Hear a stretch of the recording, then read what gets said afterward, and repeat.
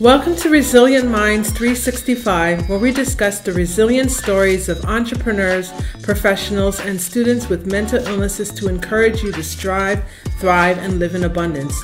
I'm your host, Cleone Crawford.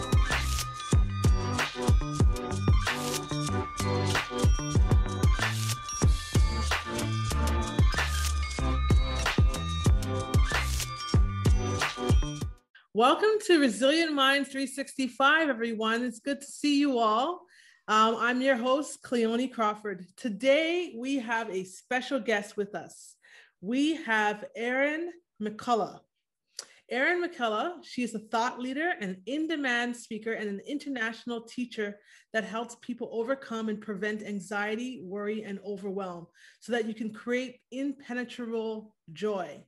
Having had an anxiety disorder that had her holed up in her home for nearly a year, she vowed that when she found solutions to overcoming and preventing anxiety, she would do whatever she could to make sure that no one else had that same experience. Erin spent a decade studying the mind-body connection, visualization, and ways to still the mind. Over the decade, she has created simple strategies to overcoming and preventing anxiety, worry, and overwhelm so that all her clients live a life intentionally in joy. With that said, I now present to you Erin McCullough. Erin, how are you today? I'm wonderful. Thank you so much for having me. I'm excited to be here. Thank you very much. So tell us a little bit more about your profession, Erin. I guess I would sit in the coaching profession, although I don't like to call myself that. I guess maybe because I did athletics my whole life. I like to think of it more as a co-creation. So I work with clients to, engage them in a way that often they've not been able to be engaged before, by explaining to them what's going on behind the scenes with them, based on their past and some of the things that have happened, and how they can get rid of the things that maybe aren't creating the life they'd like to lead, and understanding how they're sort of going through life right now and a new way to do that in a way that feels really good now versus what most people are doing, which is kind of like waiting until they have, the things, the car, the house, the relationship, all the things, to be, quote unquote, happy. Right. And instead, just knowing that it's possible to be in joy and enjoy your life now. And and so that's what I do with people, is I help them sort of rewire their mind so that they can have a different experience. That's really cool. That's really cool. Thanks. Yeah, like you're a co-creator. I like that. I like that that term right there, co-creator. Yeah, I call myself the joy slinger. The joy slinger. Okay. Yeah. All right. You're slinging joy. That's right. One soul at a time. Yeah. That's awesome. That's awesome. Okay. So with that said, now that I know a little bit what you do, so we'll go into the mental health piece of this interview. With that said, so tell us, what is your mental health diagnosis and when were you diagnosed? So I had an anxiety disorder, and that was brought about in, let me see, that must have been, this is a while back, aging myself now, 1999, I believe. Okay. Or the beginning of 2000. It might have been the beginning of 2000.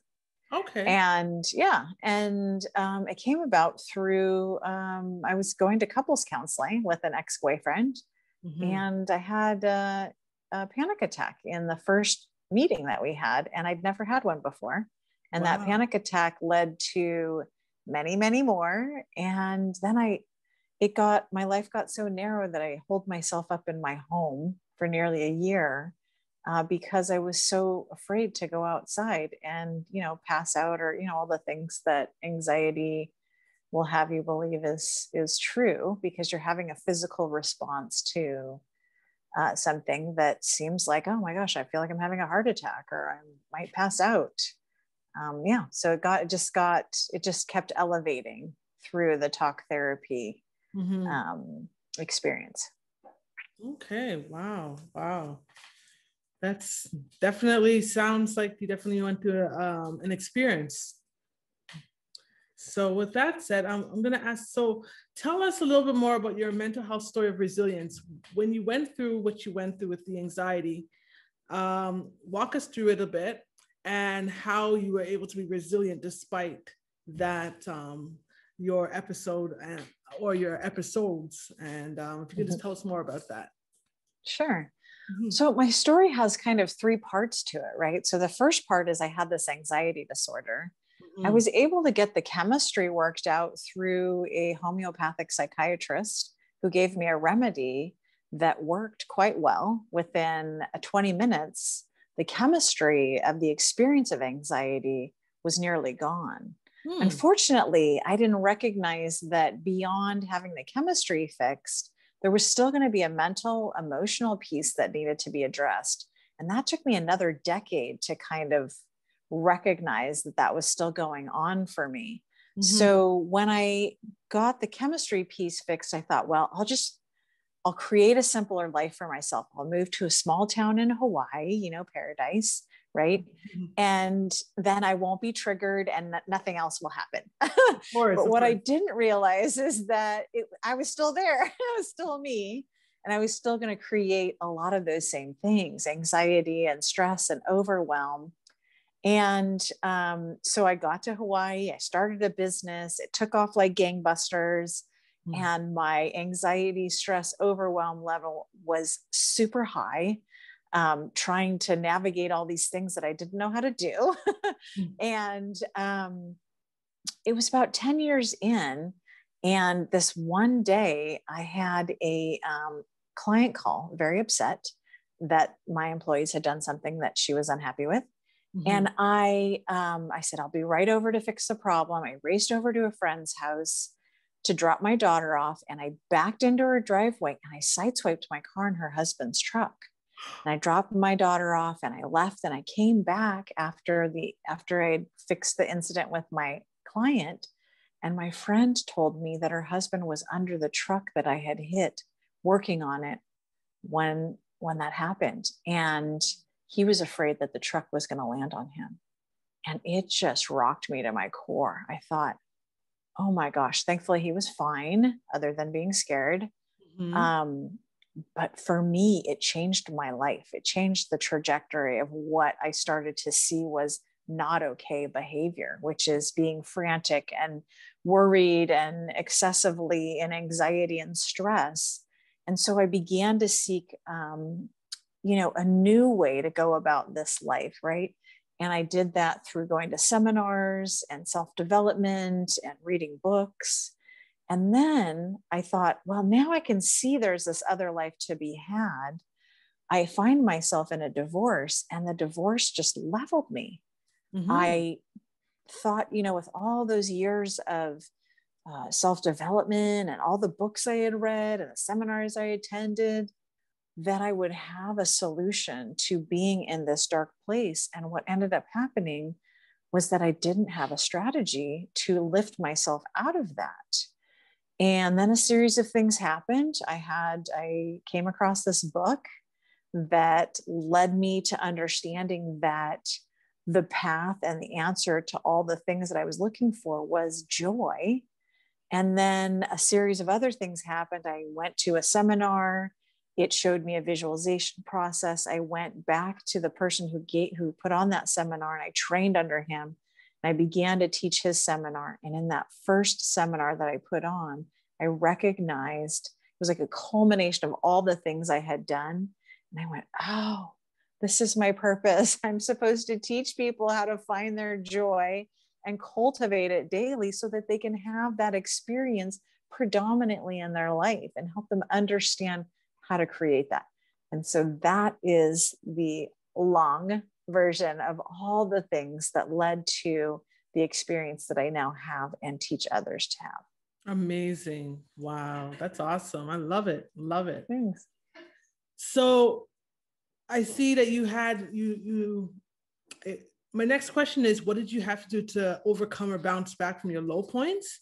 But I understand from based on your previous answer You know, you went to different seminars, you bought books, and by doing that, that kind of helped. Was there anything else that you want to add to that? Yeah, I mean, I started to really understand how the brain works, which, I'm not one to be technical, and I certainly don't need the science behind it, although I do find it fascinating sometimes. But when we understand what's going on behind the scenes, then we can recognize and be able to change what's happening. When we don't understand that there's things going on in the background of our lives and they're kind of calling the shots, then it's really challenging to make any changes. And so when I started to study up on some of those things and start to just practice some new ways of being, like, that's the hardest part of change. It's not the deciding you want something different, because that usually comes through crisis, right? You're like, oh my gosh, this thing's happening and I'm sick of it. I don't want to feel like this anymore. That happens. It doesn't feel good, but it does happen. And then we get intentional. We start thinking, oh, I'd like to have this different experience. Then we start to seek out what might we use for strategies. But the hardest part of that whole thing is this practicing of the new way of being, because we've practiced this other way for so long and it feels right and it seems right. And when we go to try and make these changes, it'll have you think that that's, that comfort area, or that, what you've experienced in the past being the thing that's going to make you feel better. And actually it's the opposite, right? It's like, when I practice this other way of being, then I can experience a new experience. We can't learn and grow in the old experience. And so when we're comfortable, that's the old experience. When we're stretching, that's when the challenges come, but that's the good stuff. That's the sweet spot in where healing and growth can take place. Definitely. Definitely. Wow. So my next question to you is, what are 3 things you wish you had available when you were at your lowest point? That's an interesting question. Available. Because for me, I feel like it's less about what could have been and more about when you are ready to receive, then the universe provides. And it just shows up in your life. It's like, if I had, in my story, if these things had happened earlier in my life, I may not have been ready for them, or I may not have even noticed, And I feel like, a lot of people feel like, oh, I should have done this, or I should have known better, or these, shoulds. And the reality is I feel like this life is absolutely perfectly laid out for us. And we hear and see and experience the things that we are absolutely ready for when we're ready for them. Some people may listen to this podcast and think that's a bunch of hoo-ha, or that's woo-woo, or any of those things. And they'll just go on and listen to a different podcast. But the people that are listening to this podcast, they're seeking something. Those are the ones that are staying on to hear, like, what's the message here? Or maybe they don't even know why they're listening. There is a message for you here. That's why you're here. You're seeking. You are about to get on the path, or you are already on the path. Don't stop seeking. Right. It's not the path of least resistance, for sure, but the outcome is outstanding. It is bigger than you could possibly imagine. And so I guess, I could wonder if I could have gotten to this information sooner. I mean, I do, like, sometimes I'll work with people that are super young, and I was like, man, that's so exciting that they're going to learn this information at such a young age. But that was not my path, obviously, because I didn't learn it until I was almost 50, Right. And so I just have to know and be confident that I was meant to learn it at this particular point, and hope that I can do the best amount of good with what I know now moving forward. Okay, cool. So my next question to you is, so what words of hope can you give to our listeners? What would you tell them?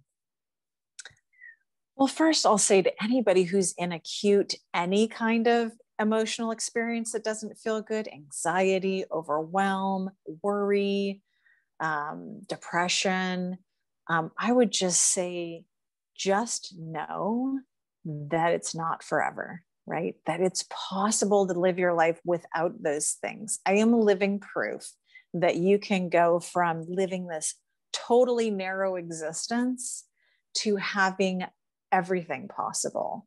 I mean, I was just sitting here prior to this interview, just sitting here. In the past, that would never be an option for me. I would be in my mind thinking all the thoughts. I literally just sat here in stillness. And what a beautiful experience that is. And I never would have been able to understand that had I not gone through the path how I did. Mm-hmm. And, you know, we've sort of been told that we're here to, like, you know, do all the things, amass money and things and status and all those things. And those will make us feel good. And I'm here to tell you the things that make me feel the best have nothing to do with those things. And the experience that I'm having in life is that there is beauty everywhere in everyone. And so, you know, I had all those things. I had the, you know, success and the money and the things, and I was 100% miserable. And I'm not saying that it's an either or, it's definitely not. Mm-hmm. But I just want people to know that if you're in that space, it is possible for you to experience this life very differently. Don't stop looking. You can, there is somebody there that can speak to you, even if it's not me. I love that. That's awesome. It's really good, powerful words, definitely powerful words. So my next question, actually, we're going to actually switch a little bit. Yeah. In this interview. As you can see behind me, there is a book, and it says it's called The Music of My Life. And basically in that book, I talk about my journey with bipolar, but I also talk about music therapy. So right now we're going to be switching into the music therapy session. So I'd like to know, what type of music do you like? Oh my gosh, I love so many different types of music. I am a musician myself. And so I love, I'm a singer, and I just started learning to play the guitar, which I love too. I love, you know, when I went to college for music, I was studying jazz. So I love jazz. It speaks to me on a deep level. But I also love all the things. I love pop and rock. And I mean, I grew up in the 80s, so all those things. I think, you know, sometimes it is about the message, the words that are being said. And sometimes it's just about the notes, you know, like sometimes the message itself doesn't speak to me, but just the notes. And because I'm a musician, I can look and listen to a piece of music and listen to a specific, like listen to just the drums or listen to just the guitar. And I find myself doing that. It's a bit like mindful exercises, you know, where you just, rather than looking at the whole, you break it down to like, let me just focus in on this one thing for the moment. And I love to do that. I love like Stevie Wonder. I mean, his music is so like, you know, like I can just listen to the horn parts, or I can just listen to the bass part. And it's just, I mean, it just fills my soul. It's just amazing. Amazing. I love Stevie Wonder. He's just super, he's just a fabulous singer. Love him. Oh my gosh. I mean, his voice is timeless. Yeah. And no, like there is no voice like his. I mean, just, and I forget sometimes, and then I hear it, I go, oh my gosh, that's right. It's just amazing. Wow. So well, now we're going to ask you another question. So if you were to think of one song that best describes your journey, what would it be and why? What would that one song be? Gosh, there's so many songs to choose from. I feel like, you know, songs like I'm trying to think of the name of it, where, well, the premise was the guy who was singing it was talking about his son, and he was saying, yeah, someday soon I'll be able to spend time with you. And then that someday turned into his son being an adult and him still not be able to find the time. And then his son had sort of moved on with his life, and now he finally had the time to spend with him. And I think that those poignant lyrics and stories like that are just so important, because we forget that we don't have a guarantee that we're going to be here forever. Like none of us are getting out of this alive. And we just never know. So we're only guaranteed this very moment. And so when we can be reminded that that's the case, then we can stop pretending like we have forever and really hone in on the things that are super important to us at this moment, and remember to cultivate those versus waiting for this future that we're trying to create. Yeah, we got to make most of, what we have. We just have to be present. You know what I mean? Like we have to learn how to be more present in whatever it is that we're doing, and make the most of each moment, because that's all we really can guarantee. Just like you were just saying, we only can guarantee now and our present, but we can't guarantee our future. So if we can make the most of it, that's the best way to go. 100%. Yeah. Definitely. So with that said, how can we stay in touch with you? What are your social media handles? I would say the best way to stay in touch is on Instagram. My Instagram handle is Erin, ERIN, Mac, MAC, LLC. And I post videos. In fact, I just posted one this morning. And I, share, inspirational stuff in my stories. And I share strategies and things to think about. And I just love to connect on there. I just love Instagram. I never would have thought I would like it, but I think it's such a great platform to share information. And because you can curate it, you can really make it positive by, like, what information are you looking at, and keep your feed like super positive. I love that about Instagram. That's cool. All right. That's awesome. So with that said, now that we know how we can stay in touch with you, so basically we'll put all your information in the show notes, and that's how people will stay in touch with you, which is really cool. So with that said, and to all you resilient minds out there, until next time, please subscribe to us on all our platforms, and don't forget to rate the show and leave a review for us on Apple Podcasts. We want to thank Erin. Thank you very much for being a guest on our show. I think what you offered was amazing. Like, I love the fact that you are helping people to create that life of joy, which is, if more people would focus on being more joyful, like we would be surprised what type of world we'd actually have. So that's really cool that you're actually helping people do that. Oh, thanks for having me. And thanks for having a platform like this that people can come to and receive positive information. It's really important that we have these kinds of conversations. Definitely. So if you want to join the Resilient Minds and sign up for our monthly newsletter, you can check us out at www.cleonicrawford.com. Be sure to grab a copy of my book. And if you can think of one person that will receive value from today's testimonial, or connect with Erin's, her testimonial, please share it with them. Feel free to take a screenshot of this week's episode of the podcast and tag us on Instagram. You can tag myself at Only Cleone or Resilient Minds 365, and today's guest at Erin Mac LLC.